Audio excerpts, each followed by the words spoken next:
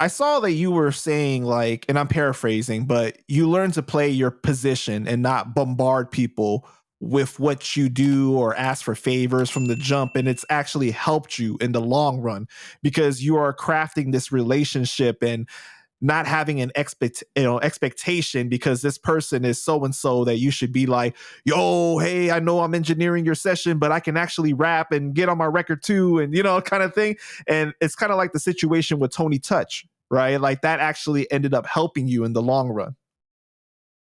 1,000%. Like, and that's what I mean is that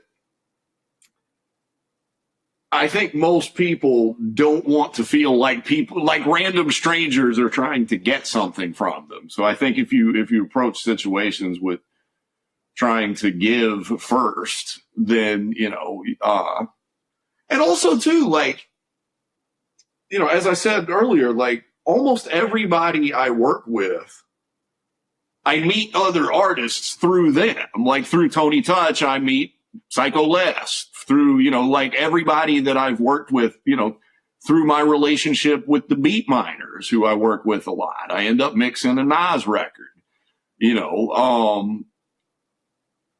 I think it's so important that people need to know that, like, you're not just out there trying to be a leech, that, like, you're here for the right reasons and you want to contribute rather than just take. And I think when you do those things and you do them from a genuine place, like, I think you'll generally find that people want to help you in a lot of cases whenever they can.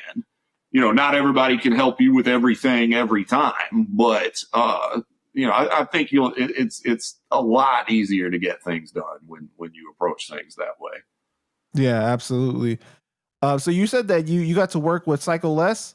Shout out to Psycho Les, man. That's a good brother. Oh man, shout out to Psycho Les. That's my guy. I mixed most recently. I mixed his album with Be Real Psycho. That's right. I saw you post about that. Yeah, I mixed Real Psycho. I started working with Les. So again, going back to you meet people through people. I started working with Tony Touch when he was a little over halfway through the Peacemaker 3 album and Beatnuts.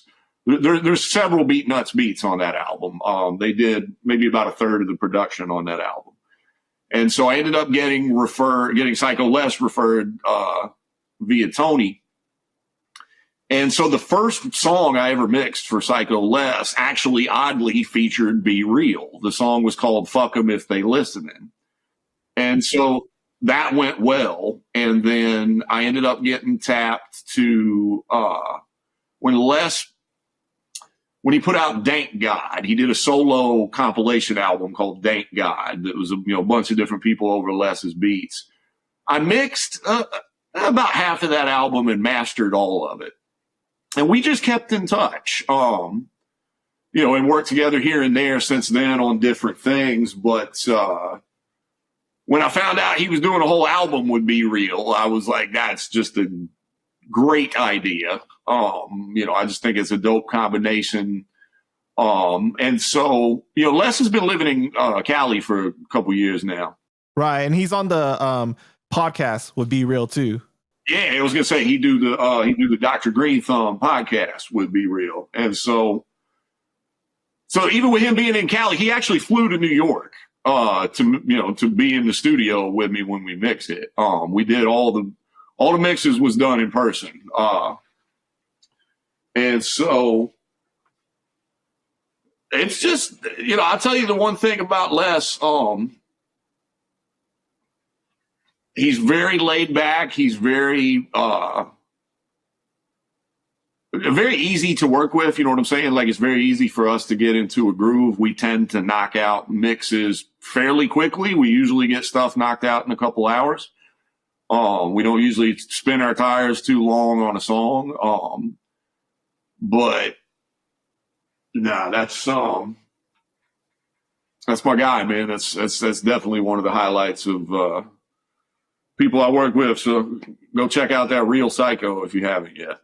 Wait, did you work with the Beatnuts as a whole, like with Juju too, or is just Psycho? No, Juju came by the old studio A few times, like around, when they were working with Tony on that record, Juju came through a few times.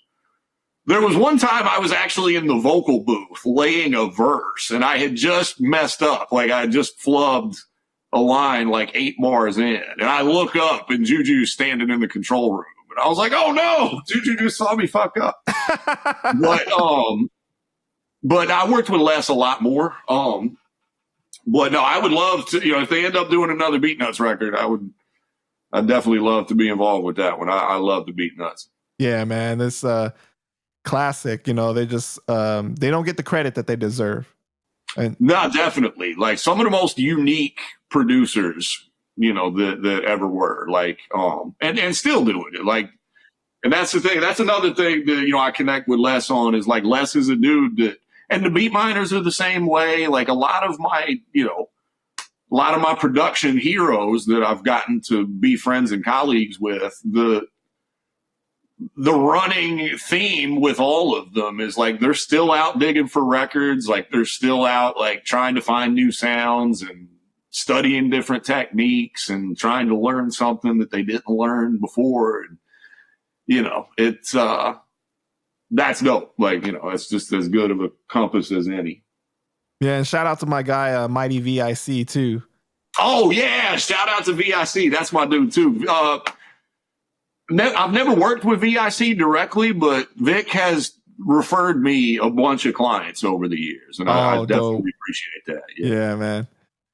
That's my dude. Yeah. Real ill producer in his own right, too. Yeah. Vic is so dope, man, from Boomerang and Missing Links, and he's definitely got some heat.